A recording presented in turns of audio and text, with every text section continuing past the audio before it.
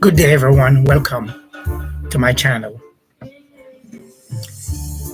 This has been a West Best production.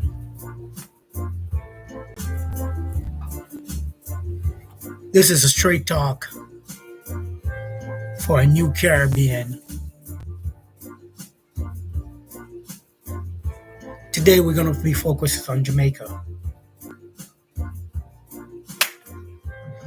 Jamaica, the land of wood and water. But for the last decade, it has also been a land of hard physical, financial discipline, economic transformation, and a quiet and serious growth. Today, Jamaica,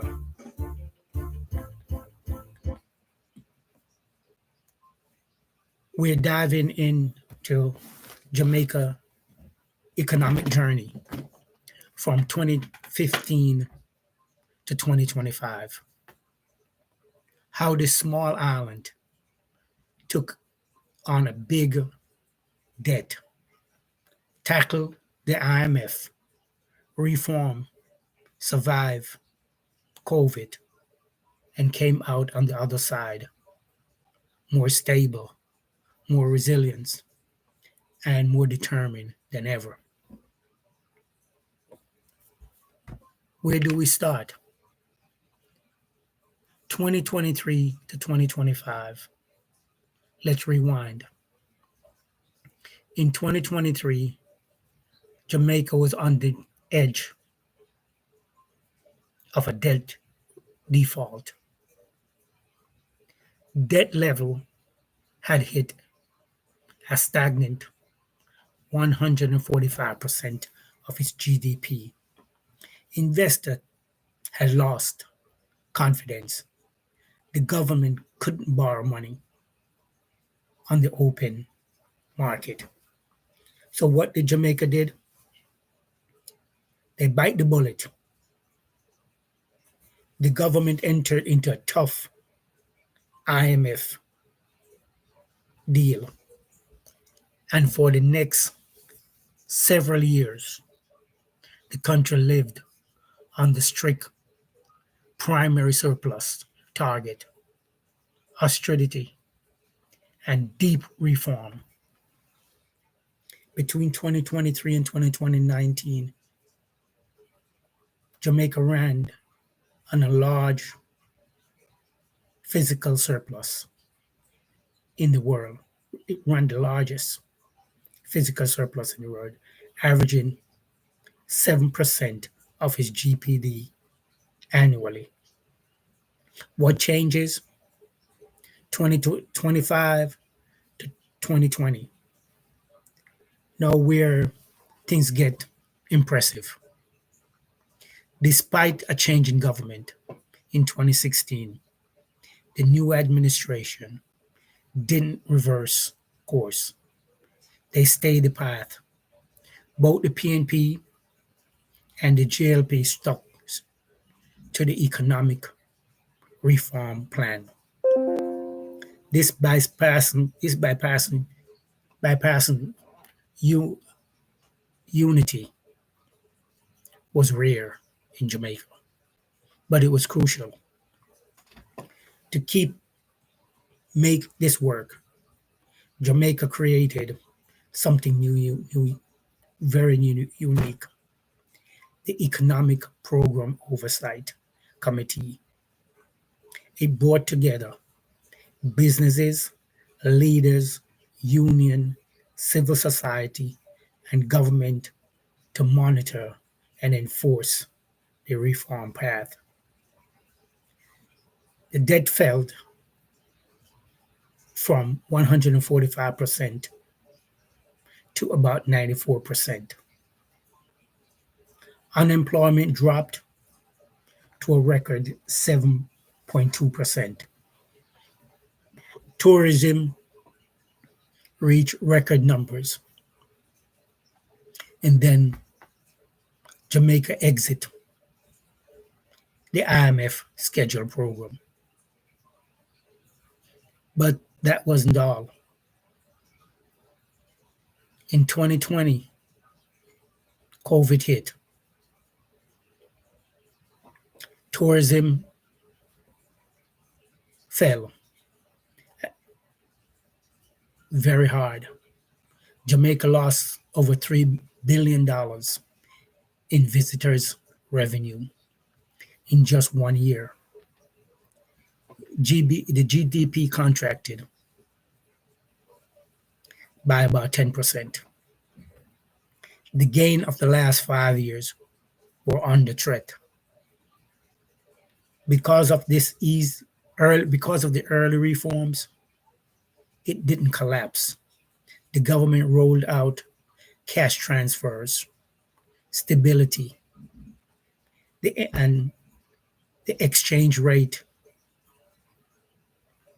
the stability of the exchange rate, and lean on its reserve. By 2021, Jamaica had bounced back, a 4% growth in 2021, 2022, a 5.2% growth, and the debt level resumed their downward trends. So, where does things stand in 2025? Unemployment is around 6.5%. Inflation is under control despite the global pressure.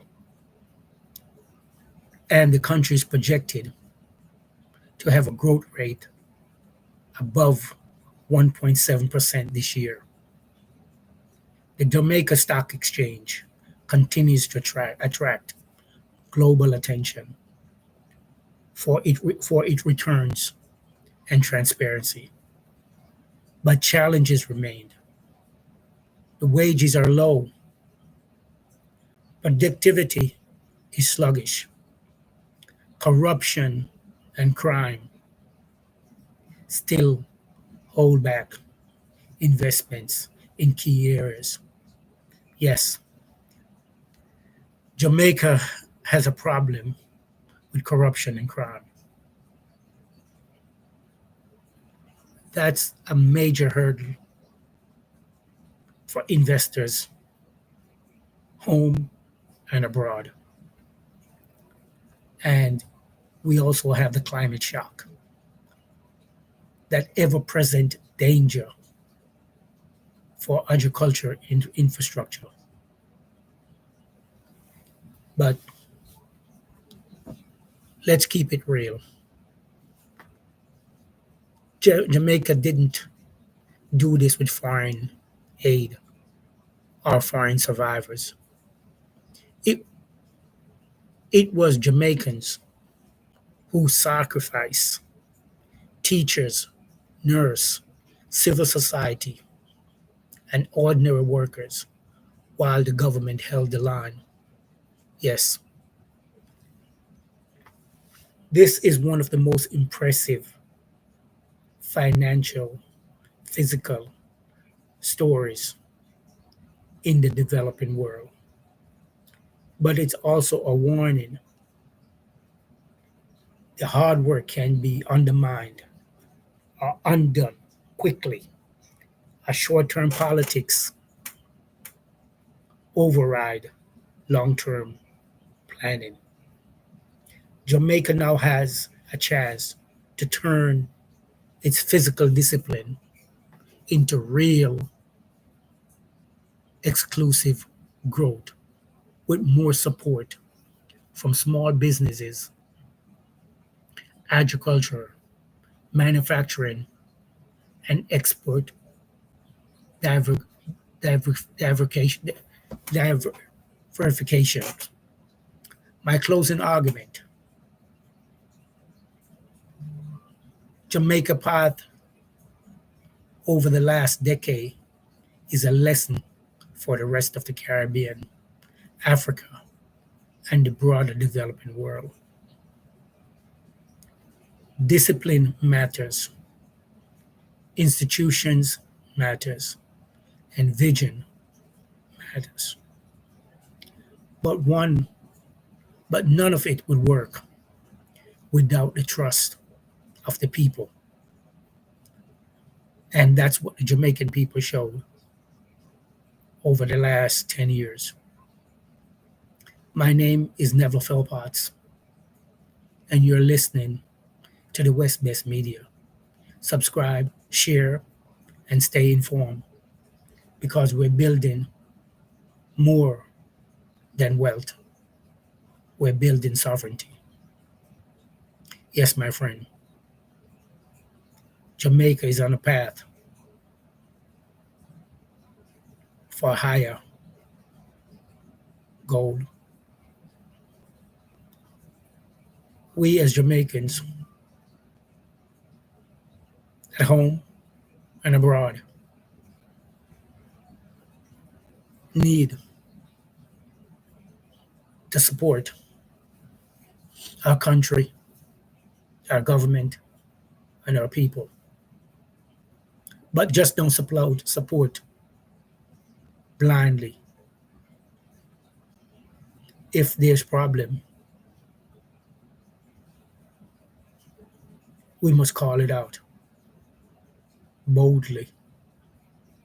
Put politics aside. We must put pressure on the government and the citizens to do better.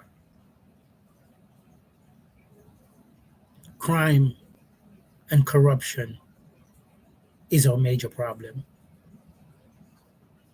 But we as citizens can help and should help.